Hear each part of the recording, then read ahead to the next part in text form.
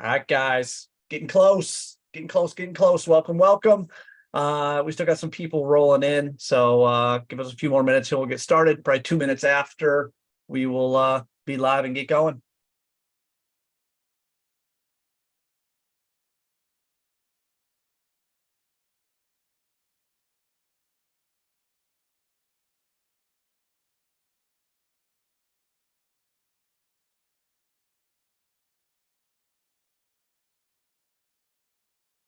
David, he just comes in, raises his hand like he's someone special. Just kidding. Just kidding. What up, guys? Everybody rolling in. Welcome. This is a unique week because this is week one of the 8-week series. So if you were with us last week, that was the closeout. That was managing your book of business, really getting into a point to where how do you clean out? How do you mark something dead? How do you know when to mark something dead? So that was a cool one that we did. A little bit of a twist because I think we did halftime for our week 8 last time, didn't we, David? Yup. Yeah. All right, cool. Memory. You got a good memory. Are you muted? Do I get to call you out for this? I should have just let you go. Why? No, you're not. It was you. See? No, I'm not saying still me. It's still me. Everybody with us today, it's just evidence of the trusting person that I am. You know, I immediately trusted that it was a me issue, but it was a Chad issue. It's good. Yeah. And I know we got some new people on here. So I spent the first 3 minutes of one of our No Reps Left Behind sessions on mute. And let me tell you, it was a beautiful 3 minutes. Okay. I was not able to duplicate it. But if you think you're having a bad day, imagine having a webinar with lots of people on and you're speaking, but nobody can hear you. It was my night. Why did I wait 3 minutes to tell you that we couldn't hear you? I don't know. Because David's mean. I think that's the only thing that can run through my head. All right. Cool. So we got some people that's rolling in, guys. Welcome. This is No Reps Left Behind. So I promise you 202, we'll get rolling. Biggest thing for me, guys, if we're going to spend 60 minutes with you guys, we're going to ask that you guys spend 60 minutes with us. And when I say that, there are going to be questions that we're going through. And we're going to go through a lot of what No Reps Left Behind is about, because this is week one. This is our kickoff to an 8-week series that ultimately is going to slingshot us into how do you get better leads? How do you get faster sales? How do you increase the amount of your average contract, right? The average job that you sell. And we're going to go through that throughout the next 8 weeks. So this is a very, very cool series. It is dedicated to the commercial roofing industry. So it's not something that's just pie in the sky. I can't relate to it. But just like everybody here, if you guys are taking in this information, you're like, yeah, my world's not exactly like that. I'm going to challenge you to put that question, concern, doubt, whatever it is, into the chat. We want to be able to tailor this to you guys so you can take the information that we're going to give you and you can instantly start executing inside the field. That's our goal from this. So we got a lot of information inside this first one. So we're going to blast through a lot today, but I don't want you guys freaking out saying, I didn't get that. I need to go back. I need a recording. This first one is a kickoff, guys. What we're going to do inside the next 3 after this is being able to really break down the 3 check boxes that you guys are going to learn about. And then we're going to put it inside real life scenario of how do you use those check box. We're going to go through 1 week that's role playing. We're going to go through something called halftime. And then last week went pretty flawless with cleaning up your book of business. And we'll probably throw that one in again and talk about how do you have a healthy book of business. And that means opportunities that have close dates and have your commitment dates, right? That's a date that the client has committed to make a decision. And then you have confidence date, which is how well did you position yourself as the best solution for them. And I thought it went awesome last week. So I think we should do it again, David. Yeah, let's do it. All right, cool. So like I said, we got a lot of information. Everyone that's rolling in, thank you guys. This is week one. So yeah, you guys got it on the ground level. Here's what we're going to do. First off, I'm going to click the button so the slide changes. That's the thing. I'm going to give you guys our mission statement. And there's two reasons on why David and I created or started No Reps Left Behind. First one is to make it known that owners no longer have to accept the gap between the highest and lowest rainmakers, which is if you guys are in a company and you see someone doing something great and consistently doing something great, there's some type of formula that they have. And as an owner, you don't have to accept, well, I guess I got to hire someone better. That's a really, really hard spot to be at.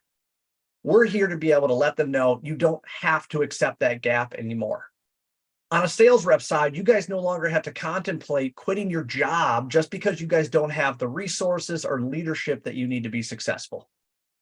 Those are the two extreme sides that happen when good sales processes and good sales leadership is not inside place. You're a sales rep, you can't hit the goals that you need, the bar's higher than you can ever reach, and your only choice is to be able to A, admit defeat, right? Say that to whoever the sales leader is, or B, find another job where maybe you guys have an easier way to be able to hit the bar. So what we're going to talk about here in the next several weeks is raising the floor. And that means learning from your peers, right? Learning from best practices so you guys can more easily reach that bar. It's not about raising the bar, right? It's not about making that bar harder or higher to reach. It's about raising the floor. That way you guys and everybody on your team can more easily reach that bar. So we're going to define what that bar is in the upcoming weeks. When we talk about goals, they should be directly connected to the activities, the conversations, and the meetings that you guys are having.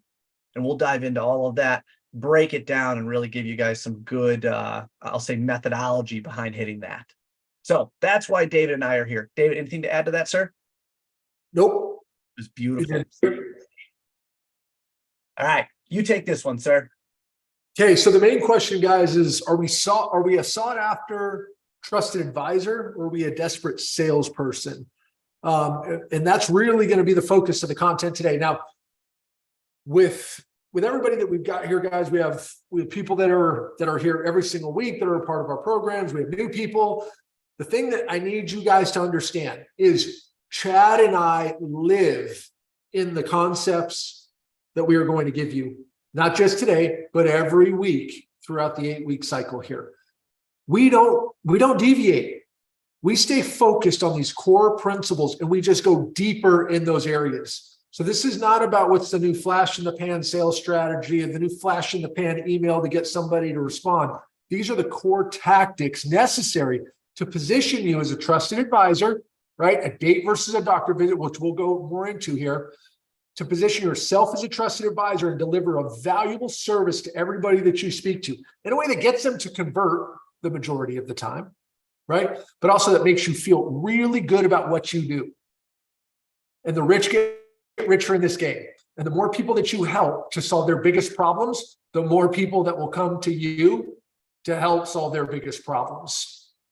Okay, so as we go through all of this, guys, this is, if you've heard it before, just know that there's another layer to it. Get into the chat, ask questions. I'll be in there. I'll be responding to those questions either right in chat or we'll bring up answers here. But there's no limit to where this thing can go.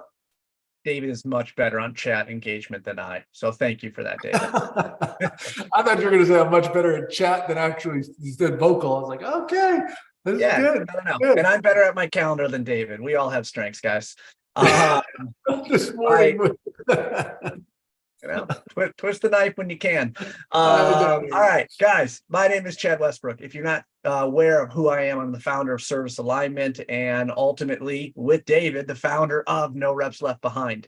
My background is about 20 years or so in the commercial roofing sector with a unique specialty on the service side. Well over $500,000 on my way to $1 billion worth of sales that I've been connected into, have over 4,000 service agreements that have been sold, over 40 service divisions that I've either implemented, started, or managed. My background is the service world, and that's because that's the incubator for getting more private negotiated capital roofs. Going in there, a roof is going to leak 100 times before they replace it. And getting in there on that ground level floor is where I've really made my career. And putting this methodology together with David is really what's kind of bred the No Reps Left Behind program and everything that you guys are going to see here. So much like David said, he and I both live and breathe this. And the one thing that you guys are getting right now is years and years of, I'll say, failures between David and I as we've crafted this process. And how do you run a book of business specifically in the commercial roofing sector? And that's what we're going to be going through over these next 8 weeks. So you guys will be hearing this a lot, but welcome, guys.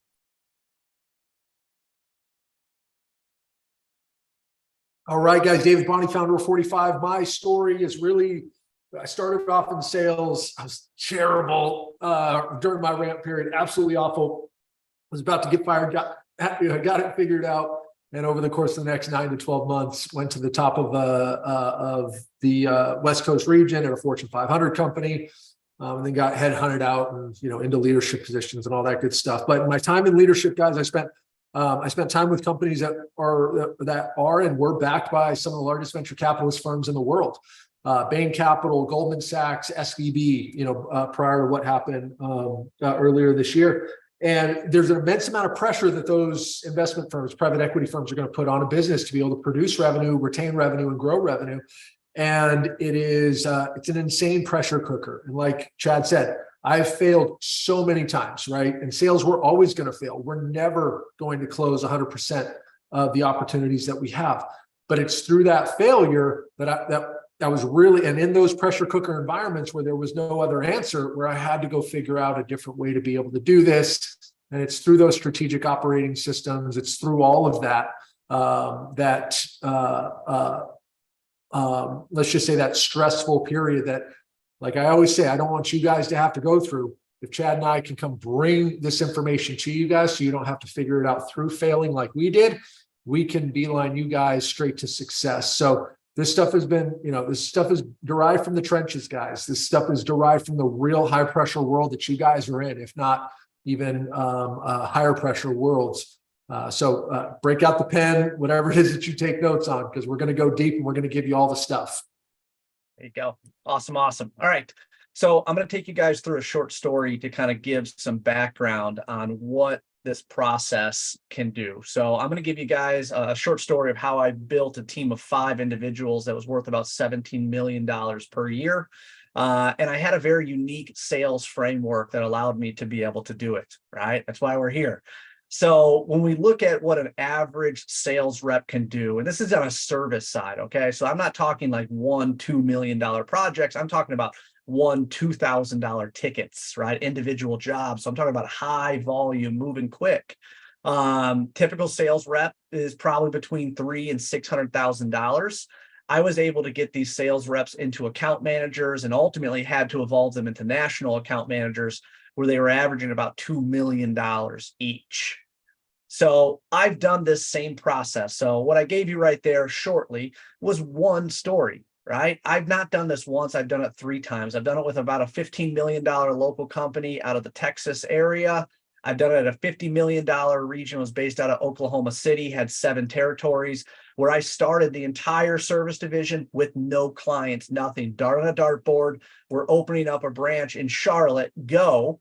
And we had to put a sales process in place. And at the same time, I've done it for a company that's well over $100 million, where we opened up 5 different territories. I won't say dart on a map, but it felt like it when we started. We had no clients there. We had to be able to go in, saturate a market, and create opportunities.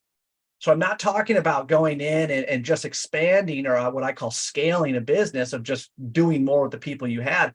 I had to figure out, how do I introduce myself to people? How do I build trust?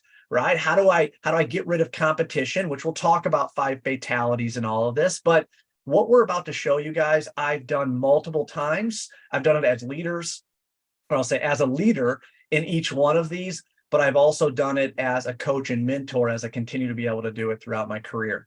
One of the individuals is Tucker. He was based out of Indianapolis. I met Tucker when he was a waiter at Olive Garden. Right? So we talk about sales background. He had the extrovert side for sure. He started out for me inside telemarketing, ultimately built up an outside sales territory. In about 12 months, he was doing about $1 million within 12 months. So that was a good, big success, I'll say. Again, started in that region, there was a branch there, but what he started with on the private negotiated side was very much ground level, had to build it. Second one was Cody. Cody worked with me when I was out of my company I was working with inside Dallas. Cody was ultimately selling labor. He was walking into new construction job sites saying, hey, you need electricians, you need laborers, you need this, right? And he was the guy that would supply the labor because we were in a labor shortage, right? And he was the guy that had some of the stuff. So he didn't have a sales background. He wasn't an expert inside sales. He had the right attitude. He absolutely had the grit and integrity to be able to do it, put the process in place. And one of the coolest things is Cody was nearly was 4.3. It was higher than that as he got to year one. I think it was closer to $6 million within his first full year at the company, which was phenomenal. Last one I'll talk about is Ryan. Ryan started with me 10, 15 years ago, radio station ads, telemarketing, inside sales. He was one of my first national account managers. And where he's at right now is about $2.5 million service only, okay, in private sales. And he is well above that $2.5 million mark. 2.5 was just in his first 16 months. So when you put the structure that we have together, I gave you these three individuals because they came from completely different sides of the world. I won't say world, right? US, but completely different sides of how they grew up, what they were doing, what their skill set was. This is not about knowing commercial roofing. This is about creating relationships, finding pain and problems, right? Finding goals that has to do, and we're going to help you guys figure out what that is or show you what that is, right? On how we built it and how all of this got the results for these individuals. Nobody is paying to be here. That's a huge, huge part of this, right? When David and I first started this, we're like, man, this is Fight Club. This is Fight Club for sales reps. Like, you're going to show up, you're going to go downstairs in the basement, and you're going to be here because you want to get better. And that's the one thing that I'll say for everybody here. Thank you guys for showing up, because this is not a paid training. We show up because we want to be here. We're not limited by our own excuses, which I'll talk about radical candor inside a second. I'm not going to be watered down. You're going to get real feedback. You're going to get real world scenarios of what happened. And like David and I said, we're here to be able to help take down those roadblocks, those bumps, or whatever else is going inside there, or whatever else is holding you guys back. And I will never, ever, ever accept this is how I've always done it. The only thing, if you know everything today, the only day it prepares you for is yesterday. Think about that. If you know everything today, the only day it ever prepares you for is yesterday, because what happens as soon as you get done with this meeting, you don't know. That means you have to be learning, you have to be evolving, and you have to be humble enough to learn. You have to be humble enough to be able to take in new ideas. And that's what we're here to be able to do, is learn from best practices, learn from each other, and to be able to grow as an industry, right? Raise that floor so we can all get better. That's why we're here. I do want to talk shortly about Radical Candor. This is a fabulous book. If you guys have not had the opportunity to read this book or even invest inside yourself, Radical Candor is a book that ultimately talks about culture, right? And how you ultimately are going to receive information, how your team is going to receive information, and how to build a high-performing culture. And the term radical candor is ultimately the crosshairs of challenging directly and caring personally. One side of that is the person who challenges directly but doesn't care. We call him an asshole. That's the guy who says something, right, to be a jerk. That's the guy who says something because he just wants to make people upset. He just wants to challenge ideas. He just wants to be the jerk that's going to destroy everything for everyone else. We all have the individual inside our head that we're thinking about. The other side of that is the guy who cares personally but doesn't say anything, or girl, right? Whoever it is, but they care. They truly, truly care. But they're the individuals like, yeah, I saw that coming. I knew that was going to happen. I saw that as soon as he said, I knew this was going to happen. But they don't say anything. They watch the house burn down. And we don't want to be those individuals either, because if we see something, I want to care enough to be able to say, hey, I don't agree with that. Hey, I see this differently, or this happened with me when I tried that. I want to be able to have a culture, especially within No Reps Left Behind, to where we care enough to be able to say it. And I say it because I care. That is radical candor. And it's a very, very short explanation of what it is. If you guys have the time, get the book off Audible, Amazon, wherever it is. It's a great book to be able to position yourself into saying stuff because you know it needs to be said. And it's a huge, huge part of what you're going to learn in No Reps Left Behind, because there are going to be questions that we need to ask. because the only thing, and David, you're going to say this best, right? What happens when we have a confused mind? People don't act. They don't act, guys. We're going to talk a lot about that. So when you deliver a proposal and you don't ask the questions that need to be asked, we don't go into the voids or doubt that your customer has. What happened is they're going to get confused. And when your customer gets confused, a couple of different things happen. Number one, they don't act. They don't do anything. Or number two, they get additional bids. They look for additional bids because there's something that they need that we haven't discovered yet or they haven't got. So they continue to be able to get bids. Maybe it's the price. Maybe it's the scope of work. Maybe they don't trust you. Maybe whatever it is, we don't know unless we ask. That's the void that we're going to get out of through this training. So when we talk about radical candor, guys, I need you guys to get comfortable being uncomfortable because some of these questions are going to be uncomfortable. Okay. It's only awkward if you make it awkward. I'm going to say that throughout this.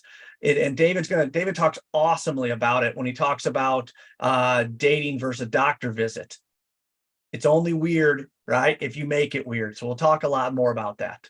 So what we're going to be going through, just to give you some background, I've kind of already said it. Number one, kickoff, we're going to go through ground rules. We're going to talk about building urgency and priority, okay? Urgency that something needs to happen, priority to be able to see where it lines up within their job. We're going to talk about diagnosing their needs and determining the need for help. So do they actually need help or they just want someone to tell them what to do? We're going to talk about presenting your solution. You guys need to position yourself as an expert. If you guys are going in and telling them that you're a roofing contractor, you are just as good as everybody else. You have to be an expert inside this field, guys. You have to know and guarantee the success of what you're delivering. And we'll talk about how you do that and not necessarily back yourself inside a corner. We'll go through confirmation close. If you guys have to ask for the sale after you deliver the bid, you guys have already failed. And we'll talk about why that is the case. We'll talk about why that proposal holds so much power. And then finally, we'll go into leading yourself. Success is about consistency. It's about repetition. It's about habit. If you guys want to be successful in sales, you guys have to know your secret formula. And you have to execute that secret formula every single day. So we'll continue to be able to go through this. This is just giving you guys some vision on what the weeks ahead are going to look like and how we're going to get there. I'm going to talk through a real world scenario. This is a true situation that I went through. We're going to talk about commodity versus trusted advisor because David, you mentioned it here. We're going to talk about what is a commodity. A commodity is something that anybody can get just about anywhere. And I am going to put roofing contractor in that because if I fix a puncture in a roof with bubble gum, duct tape, or I heat weld a patch, all three are going to stop the leak, which means if you're a roofing contractor that stops leaks, so is everybody else. Good luck, buddy. I hope you're the cheapest price. When we talk about a trusted advisor, that means you're sitting on the same side of the table. That means you are there to be able to help them solve a problem. They have a problem. We'll talk about the buyer-seller disconnect, but they have a problem that we need to solve. So here's the story. I'm going to paint it for you so it's somewhat quick. There was a restaurant. The restaurant was in Georgia. It was 8 o'clock at night, and I believe it was a Thursday. Okay, true story. I think it was a Thursday. What happened is we had a rainstorm. We got a call from the client, 8 p.m., obviously after hours. We got a call. I need somebody out here. Now, this is a high-class restaurant. This is someone that does not tolerate roof leaks. So we got on track with our general manager. We got a tech on site. The tech got on site. Okay. As soon as that tech got on site, it was raining. It was thunderstorming. It was dark. He was not going to be able to see anything. He could not access that roof safely. And there was nothing that he can do from a roofing perspective. We had a choice at that exact moment to be able to tell the customer, I'm sorry, there's nothing that we can do. We'll come back as soon as the lightning stops because we can't safely be on that roof, let alone we can't set up lights. We may have headbands on, but it's a search in the dark, right? It's a needle in a haystack. We're not going to be able to make it. That technician put a call into the account manager, and we made a choice that night that transitioned us from a good, responsive contractor into a trusted advisor. The leak was coming in over the doorway between the front and back of the house. Now, in a restaurant, that means the front of the house is where they take the orders and where everybody eats. The back of the house is where they cook all the food and store everything. It was coming in right on that door, the door that they walk through. And the first question that we asked is, okay, talk to us about this. Why does the water matter? And they said, why does the water matter? It's on the floor. This is where we take the food in and out. Okay, why does that? It's not, if it doesn't drip on the food, why does it matter? Because if someone walks through and slips, they're going to fall and get hurt. Okay. So the roof leak that we have, you guys don't care about the roof leak. What you guys care about is the water on the floor that's going to cause the slip fall. Yes. Okay. We have an entirely different situation now. I have a slip fall hazard. Yes, I have a roof leak. That's what they called in. But the real problem was the slip fall hazard for everybody coming in and out. Because if there was a slip fall hazard that could possibly hurt the employee, right? Lawsuit, ambulances, all that kind of different stuff that was going in. So we made the choice that night after we put our heads together to put a leak diverter in. Leak diverter, basically think of it as a tarp with a hose at the end of it that ran from that tarp into a slop sink that was down the way. Now, a couple different things happened that night. One thing that did not happen is we did not get on that roof. It was not safe. We did not. However, we were able to stop the roof leak. We were able to divert the water automatically to the slop sink.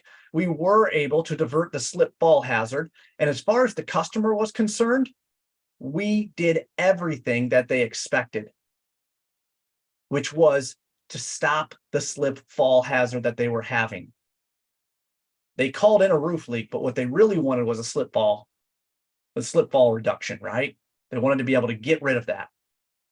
So when you look at the situation, this is an example. There's a lot of details that went through this, but we showed up to a roof that we could not service because of a safety situation.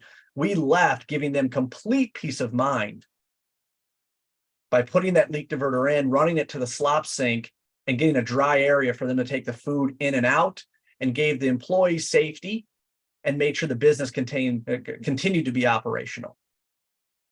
I hope this is hitting home with you guys. Nobody cares about the roof. They only care about what's happening within their business. And that's a big part of what we're going to be talking about, and what is going to separate you guys from just another commodity roofing contractor into a trusted advisor that sits on the same side of the table, helping them solve their problem. This is a 100% true story. I was in charge of this situation when it happened. It happened flawlessly, and we were superheroes by the end of this. All right, David. All right, guys. So there's going to be three main things that we're going to talk about here. And as we're going through this stuff, one of the things I want you guys to really realize here is the crux of what we're talking about here. I'm just going to use some very general numbers and we'll get deeper into them. But if you guys have 100 ops, right, 100 leads, 100 meetings that you're setting at the very, very top of your funnel, okay, and you're typically, let's say you're closing 30% of those. Okay, we got 70 that we're not. Guys, this is not about how you convert the other 70. Your conversion rate is never going to be at 100%. What we find is the biggest difference between people that are in control of their sales world, in control of their own business, versus those that struggle, are the 20 to 25% of the deals that you should be closing, but you're not. Okay? So as we go through this, it's going to be like, well, what about this one person? What if they said this? What if they do this? I don't care. If it's a part of the 40 to 50% that you're never going to close, I'm not worried about it. The 20 to 25%, right? Your ability to go from 30% to 50 to 55% conversion rate. It's those deals that we're really worried about. Now, how do we close those deals? Well, what we have to do is we've got to eliminate the objections. We know what the objections are going to be. There's going to be 5 of them. Right? It's not the right time. It's not urgent enough. Competition, pricing, trust, product fit, right? We're going to teach you guys how to eliminate objections before they ever come up, because as soon as the seed of doubt gets planted in the prospect's mind, you're already in trouble. That weed is going to grow and it's going to ruin everything when it shouldn't be. Okay. Now, as we can eliminate those objections, what we're also going to be able to do is we're now going to be able to drive our prospects to a decision without any friction. Okay, no more hard closing deals, no more pestering people, bugging the hell out of them, and no more passive. Well, let me know. Let me know. I'm here for you. If you need anything, none of that. Neither one of those work, right? And then in taking people through that process where we're proactively eliminating the objections that are going to keep them from being able to take the action and make the decisions that they need to, and being able to reduce the friction to drive them to a decision, we're going to be able to close sales in a way they're going to help you generate additional sales from those people and new sales from the people that they're going to be referring over, because you're not going to be the slimy sales guy that everybody's trying to avoid. You're going to be the trusted advisor that people are going to look to say, if I need my problem solved, Chad's the guy to do it. Right? And that's what we call the rise of the trusted advisor. Okay, we need to be the people that are on the same side of the table, not on the other side of the table as our prospects. We want to work collaboratively with our prospects as a strategic partner. And that's what this process is going to teach you. And that's the other thing. We're not just going to tell you, be a consultative seller, care about the prospect, be buyer centric, and then not give you the process on how to actually do that. There's plenty of those sales gurus out there that give you that anecdotal stuff without anything backing it. We're going to give you guys the brass tacks. We're going to show you exactly how to do this stuff and how you're absolutely going to position yourself this way. But the stats are all out there. People do not want to talk to salespeople anymore. It's almost 70% of prospects on the latest survey said they don't want to talk to us. Right? But for trusted advisors, they do. And that's going to, and from that frame, we're going to be able to generate more referrals. We're going to be able to close more sales at a higher price faster. Okay. The one thing that always comes up, and I always think this in sales trainings, right? It's like, who is your biggest competition? And I was asked this years and years ago, and it still sticks with me, right? And everyone comes out, it's like, oh, it's this, it's this, it's this, it's him. And ultimately, your biggest competitor is the worst experience that your customer is trying to prevent from happening again. Most of the time, that is why, okay, they don't tell you what you want to hear. That's most of the time when you're meeting with them, they don't give you any of the information. How many times is someone going to tell you what their budget is? They're not going to, because they're afraid you're going to come back $1 under the budget, right?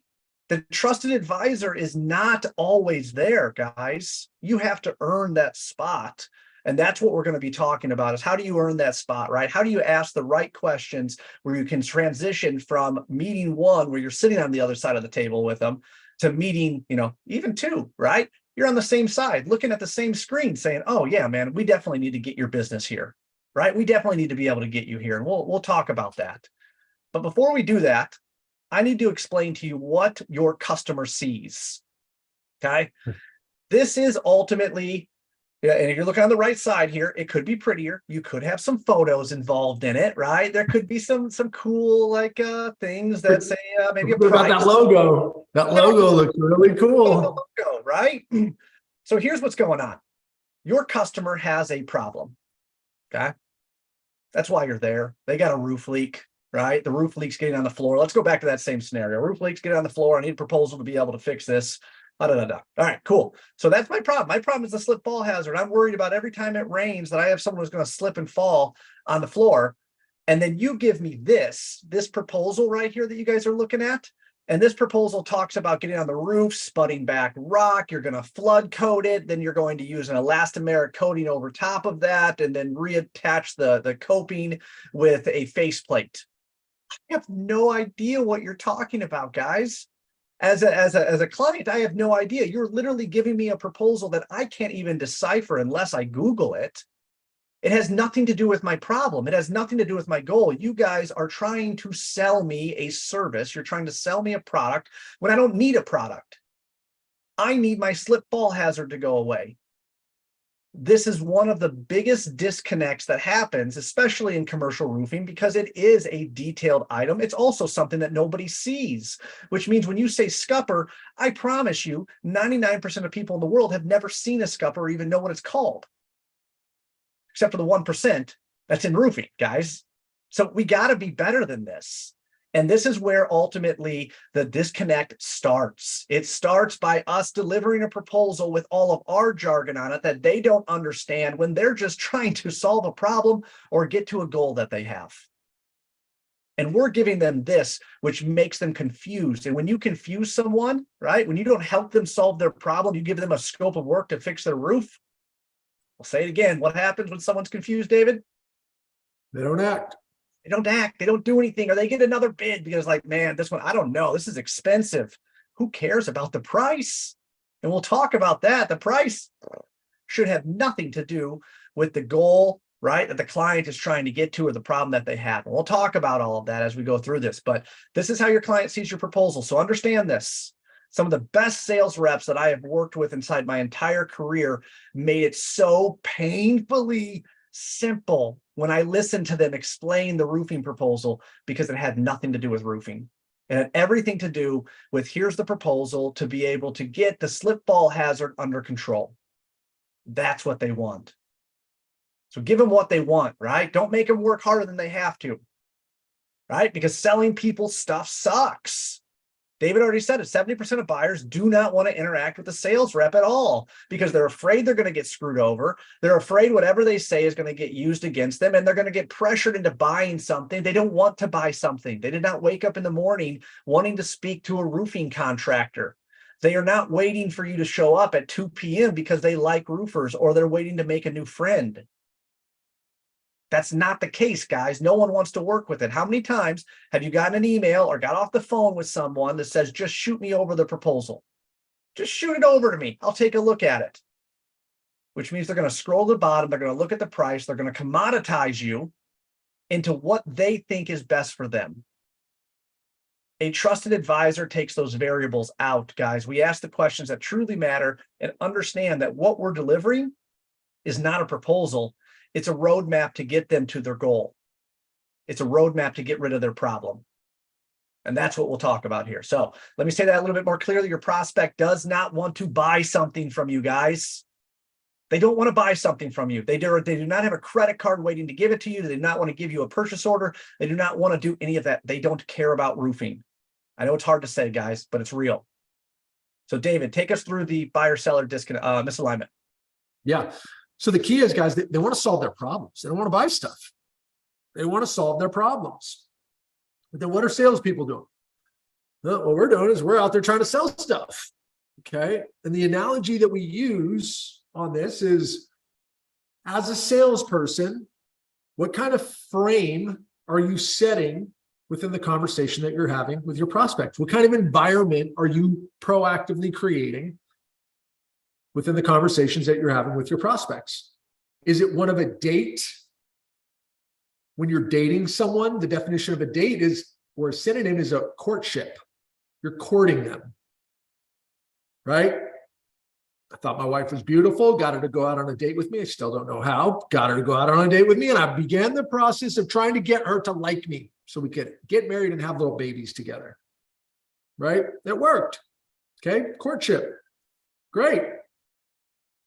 Good job. Is that why our prospects are coming to us? Do they want to be courted? No, they don't. They want to solve their problems. They're sick. Their building is sick. Their situation is sick, and they want to feel better. Okay? So they want their problems to be solved.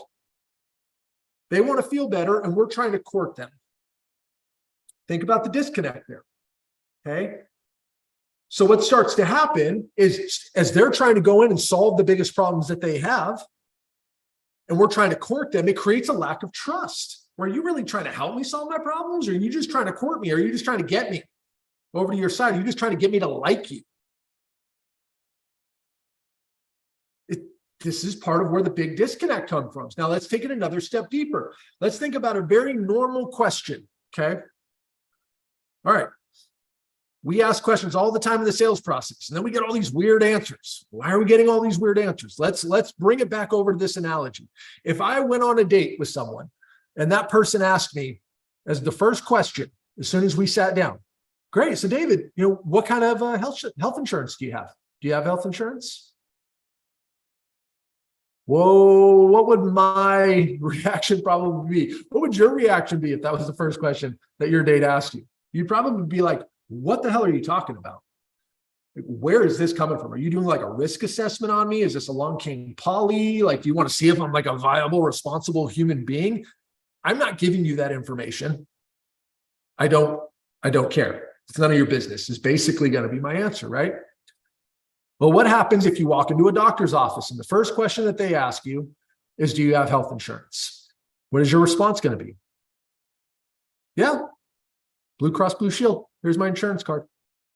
The same exact question in two different environments elicits two totally different responses. So we are just telling you guys, if you continue to create a courtship-like frame in your sales process, and we're going to teach you how to do it the other way, you are going to continue to get resistance from your prospects, and it's nobody's fault but your own.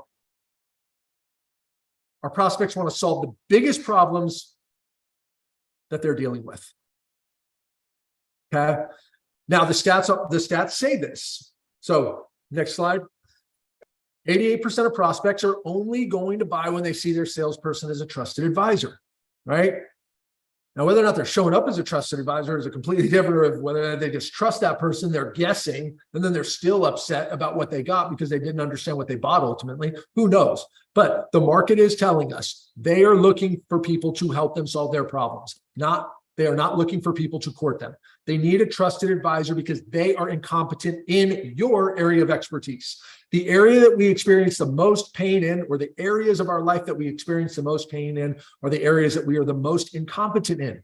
And that's okay. Your prospects are very competent in areas that we are not competent in, and that's fine. But know that they suck at roofing. They do not know about roofing. They are incompetent in that area. And because of their incompetence, they put stuff off. They don't handle it right. And they end up in more painful situations. Okay. That's why they need you as a trusted advisor. You are not on level ground. Stop saying thank you to people when they meet with you. Stop it. They should be thanking you because you are the trusted advisor that is there. That is the frame that you need to be setting.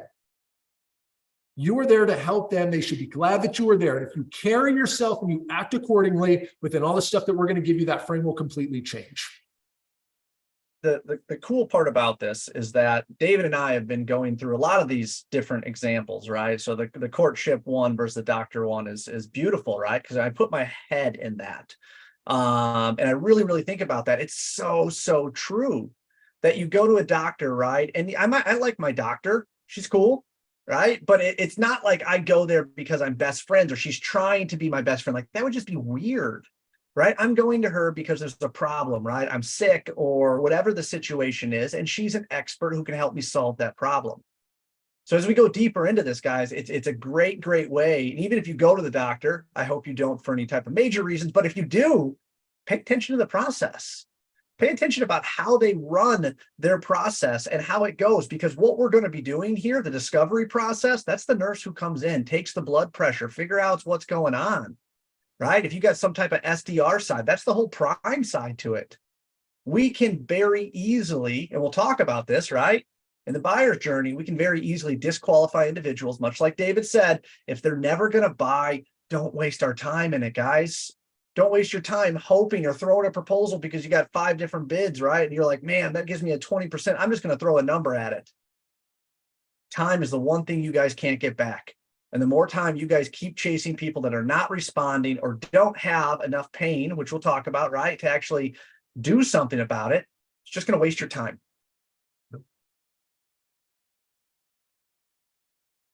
All right, so let's get into the 3 fatal holes in the buyer's journey, guys. Just one last point on that, guys. Good bedside manner, a good experience is obviously a part of what you go through in a doctor's office. When that experience is there, it's a part of it, but ultimately you choose whoever you think is going to help you solve your problem the most. So we're not saying go in there and be a jerk. Good bedside manner, good experience for your patients is also super important, but you got to be able to help them solve their problem. All right, so when we look at the lost deals, right, there's a bunch of reasons we all think that we're losing deals. Oh my gosh, it's the economy. They're low price shoppers. We have missing features. They have no budget, whatever the thing is, right? It's all these things that are killing our deals. We're going to distill it down, right? Because if it's 100 different things, then it's nothing because you guys can't actually triangulate anything that makes any sense. The real things that are actually killing your deals are these 3. They're either not taking action. Okay. They're either doing it themselves or they chose a competitor. A new solution that's a competitor. And when we look at the breakdown of these guys and all the analysis that we do, because we have the technology, right? We've got 45, we have a way to analyze this like nobody else can. Roughly, we see 38%, roughly, it's anywhere from 36 to 40% plus minus are not taking or not converting because of no action. That is the biggest culprit. Okay. You got about a third that aren't taking action because of DIY, or 29%. And then you've got 33% to the competitor. But that timing, that no action, that is the biggest one. Okay. But these are the reasons. These are the core reasons why your prospects aren't taking action, right? Do not collect, do not pass go, do not collect the sale, do not collect $200. This is why it's happening. Now, why is it? Why is this the case? Well, let's go into buyer psychology here for a second. Okay, let's get out of our shoes and let's get into theirs. Well, we can get into our shoes because we're buyers too, guys, right? We just actively forget about that. But ultimately, what our buyer's intention is when they're engaging in the sales process is they intend to find a solution, hopefully the right solution, hopefully the best solution, to solve the actual problems, right? I don't care what the problems are, just solve the ones that are causing enough pain in my life that I need to prioritize this and take action against it. And the pain and the problems that are keeping me from the most important outcomes. Okay.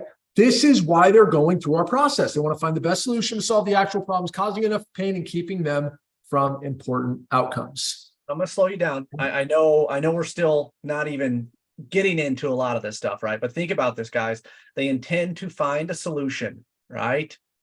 Okay, a solution to their problems, right? To solve the actual problems that they see. Notice that the actual problem is never going to be the open seam, the puncture on the roof, the curb, the scupper, whatever it is. That's not the actual problem. That's causing them enough pain, which means their environment, something is happening so bad in their environment that they are willing to spend money to change it. That's how bad this is. They're going to spend money to change their environment, because it's keeping them from whatever important outcomes are there. And we can't answer that question because we have to ask them that question. Yep. They know what that is. Right? We'll get into all of that, but just it's a huge part, right? Is that you guys need to actually process this, right? And if it doesn't make sense, ask questions, right? We can always dive into this stuff, but this is a huge, huge part of it. Yep. So if this is what our buyers are, if this is what their intention is, well, what does our intention need to be as trusted advisors?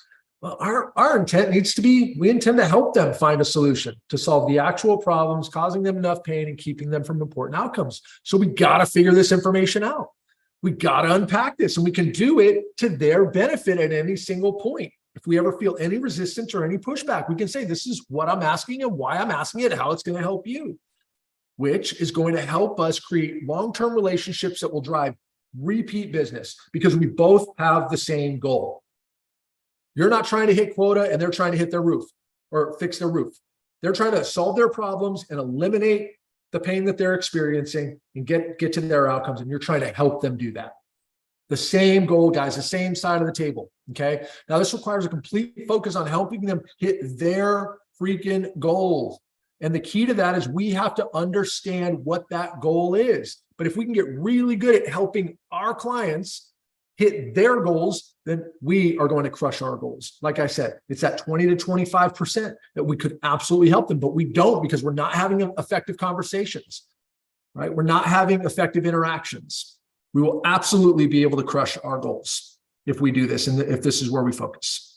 There's a handful of stories that I will share with you guys throughout this, which goes right into this, right? Helping them hit their goals. When we start talking about a lot of this, I'll give you real scenarios. We'll dive into it real world and be able to jump through there.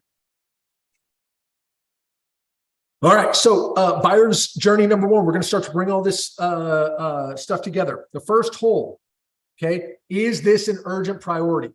We go through a ton of sales processes. We've listened to calls. I mean, we've done all the analysis, number of sales interactions or sales opportunities that go through the entire funnel, and it's never established if this is an urgent priority.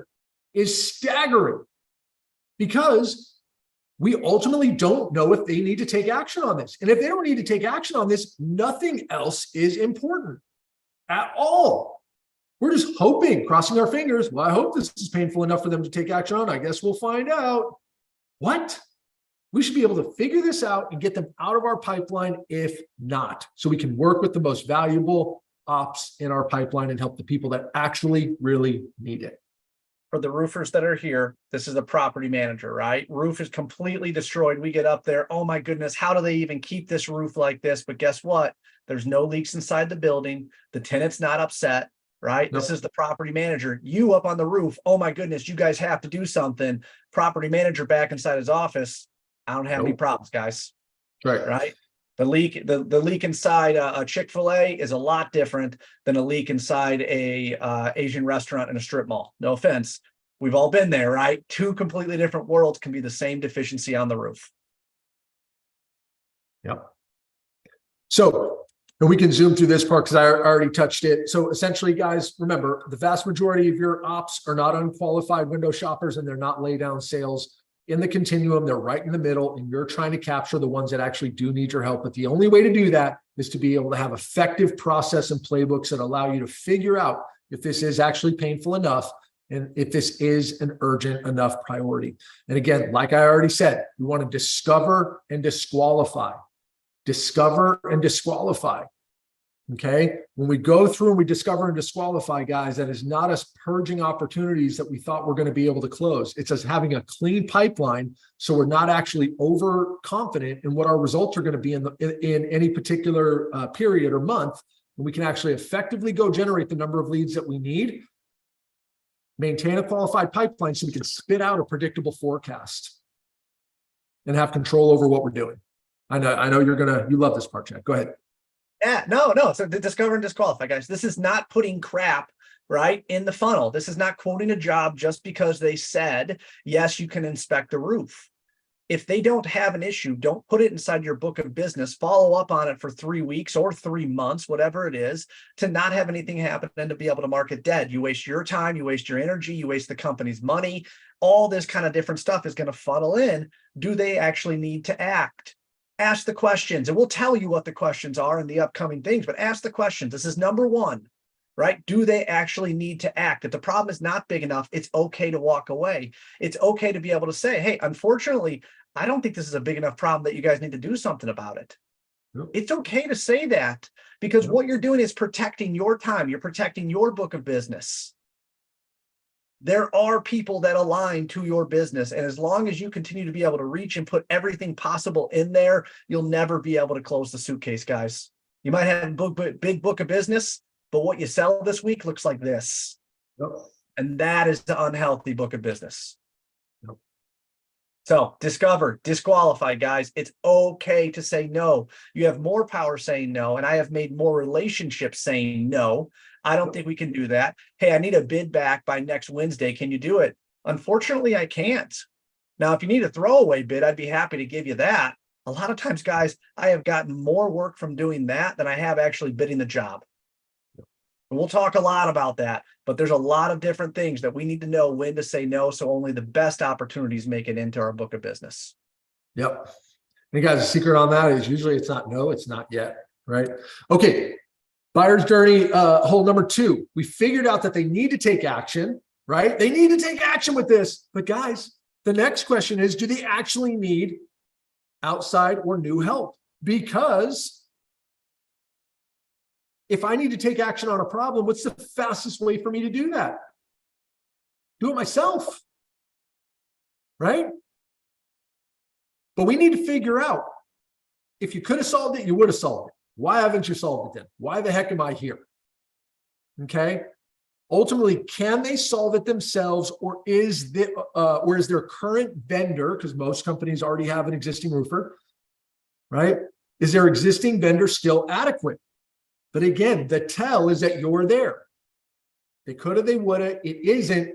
Find out why. Because if you don't unpack that from your minds, they will still have a false sense of confidence in that. And at the end of the day, those people will still be in the conversation advocating for themselves to go get something done when you're not there. And you'll have left the deal vulnerable and ultimately left them vulnerable to the wrong solution. There's way too many times where assumptions and the questions are not asked specifically within this checkpoint. Do you have another contractor? Simple question gets missed every single time. Yes, I do. Can I ask what you're not getting from your current contractor that you look to get from me? Simple question number 2, right? We can go deeper and deeper into this, right? The last thing I want to do is have a roof leak, go up on the roof, give them a proposal for fasteners and sealant to know that the guy is going to do it himself. Because when I was inspecting the building, I saw 37 other repairs that looked like they were done with my 5-year-old with a paintbrush and plastic cement. I've been there, right? Don't bid and hope. You guys have to have clarity, not just with yourself, but clarity and confidence is what's really going to get this. Clarity that the problem is big enough that they need to act. And this is not for you guys. This is a buyer's journey. Clarity that your buyer needs to act. Okay. Then clarity on your guys' side that you're going to help them find that solution, right? Confidence. All of that's going to come into play. And we'll talk a lot about that. But you guys first need to figure out, do they actually need new or outside help, and why? You have to ask the questions that matter. Otherwise, the unknown will kill you, which means you guys are going to deliver a proposal and you're never going to get an answer. Yep.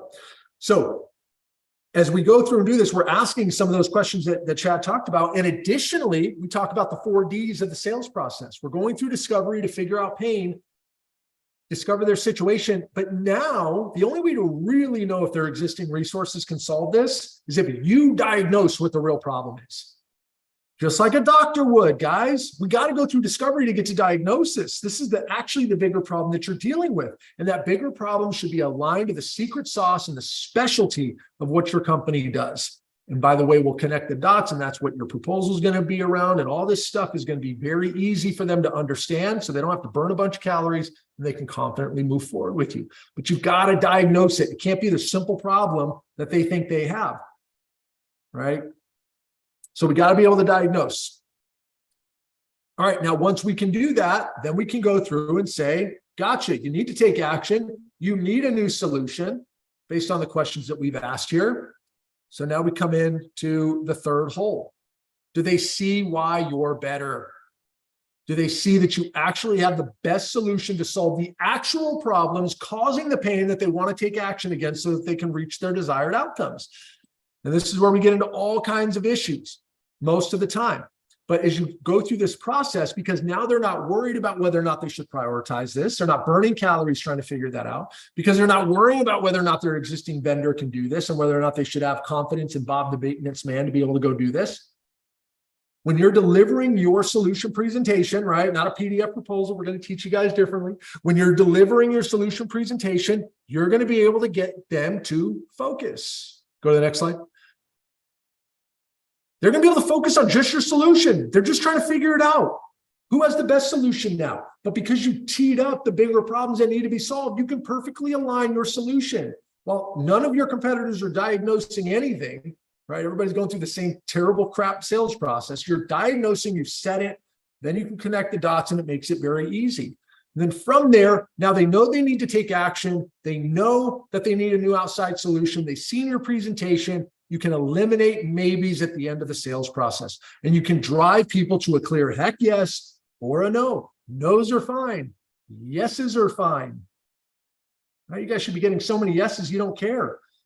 No's are fine. Yeses are fine. No maybes. Maybes are killing your sales process, guys, and your sales results. Maybe, no. It's either a yes, a no, or a yes, but, or a yes, and I have to go do X, Y, Z. Okay, so Chad, you're a yes, and you have to go talk to blah, blah, blah, blah, blah, or you have to attend this meeting where you all are going to discuss all of this and you need to show them our presentation, or, okay, great. When is that happening? Well, we meet every Friday. Okay, great. Friday morning? Yeah, Friday at 10 a.m.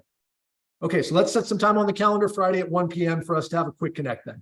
I stay in the driver's seat. I'm not delivering proposals and just getting out of the way, going to the sidelines, checking myself out of the game and hoping we win, right? But now we've gotten through the entire process. And ultimately, guys, this is what we call the perfect buyer's journey.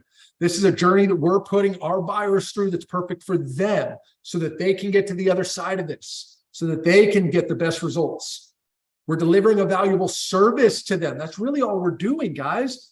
Sales is not slinging proposals. It's delivering a valuable service to help people solve their freaking problems. Now, the way that we help them solve that problem is by being the catalyst for them to take action. We put them in the position to get massively motivated to solve this freaking problem before it gets worse. We put them into massive action to take, in a position to take massive action with an outside solution and stop repeating the same problems with their existing vendor or internal employee. And we drive them to clarity on what the best solution is instead of saying, yeah, I trust Chad. Let's just go with them. Trust Chad? What the hell? I'm not going to be delivering your friggin' roofing service. What the hell does that have to do with anything? We either have the best solution or we don't. There is a very, very awesome thing that happens, guys, when we align all three of these, because number one, we talk about discover and disqualify. That means that crap is not getting pushed into your book of business because you guys have a process that's going to eliminate that from happening. That's one of the coolest things that happen. Number two is that you get this relationship with your customer that you are an expert inside what you do. And when you have that, you start getting called for anything. And it doesn't have to be directly roofing. You get a call and just say, hey, I got an issue with this. Do you know anybody? You become sitting on that same side. You become an asset, a resource, or ultimately what we're calling a trusted advisor. You're going to help advise them for what's happening out there. And that is how you grow your business. That is how you get reoccurring work, right? Someone loves the experience of working with you enough that they're going to call you and ask for it to happen again. This is what we have to put inside place. And as a sales individual, we have to make sure that we are qualifying and disqualifying our customers. That's what you're going to get for the next 7 weeks, is you're going to learn about each one of these check boxes in depth. The best part about this, guys, is that you don't have to do any of this work. If you look at this buyer's action plan, checkpoint 1, 2, and 3 are on the right-hand side. All of your questions, we have it outlined, guys. We have this whole thing set up. When people sit down with me, they typically have a problem or a goal. What is it for you?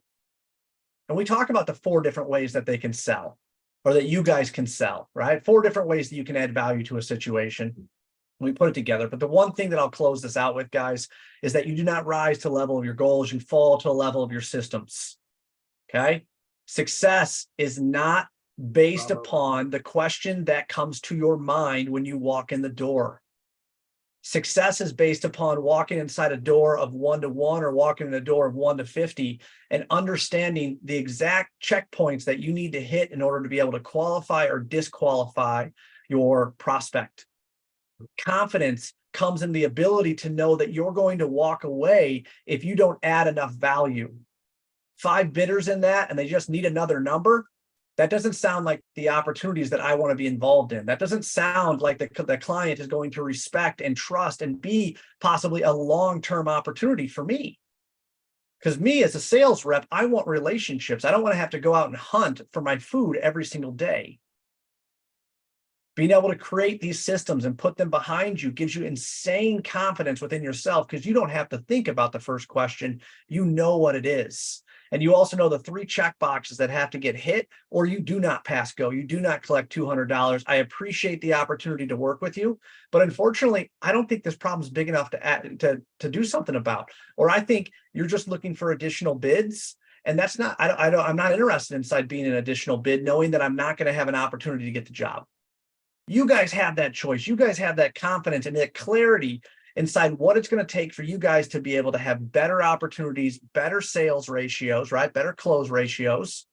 And it's going to be confident that you guys know that plan, that playbook on how to get there. And that's what we're going to cover in the next weeks to come. So I know we're at 3:02, guys. I truly, truly appreciate it. David, anything you want to add before we close out, sir? Nope. Again, guys, change your frame, change the way that you're thinking. Use this as the overarching framework that you're going to come in here next week, ready to learn. We're going to start filling in those gaps. Come with your questions, come with everything that you got, because this stuff has been proven. It freaking works, and we will help you guys get to levels of results that you've never seen before. When you guys start going through your book of business, here's my challenge to you. When you're going through your book of business this week, ask yourself these 3 questions, right? Yep. Is the problem that they have big enough to act? Is the problem big enough for them to spend the money that you quoted to them? This is entry level. We'll go a lot deeper in this, but is the problem big enough for them to spend the money that you quoted to them? Number 2, Do they have other resources? Do they have other contractors? And if so, why are they switching, right? Is their internal resources or current resources right now good enough? Why are they leaving somewhere else? Do you know that answer? Do they check that box? Do they really need new or outside help? And then number three, have you done anything to be able to position yourself different than every other contractor that's showing up, giving them a bid? Because if not, that could possibly commoditize you and drive it into what we would call one of the 5 fatalities, but more than likely it's price. And that's a really, really risky place to be, because there's always going to be someone more desperate than you guys. And that's not a game that you want to play. So that's what we got. Check it, put it inside your book of business next week, 2 p.m. Central Time on Tuesday. Thanks, guys.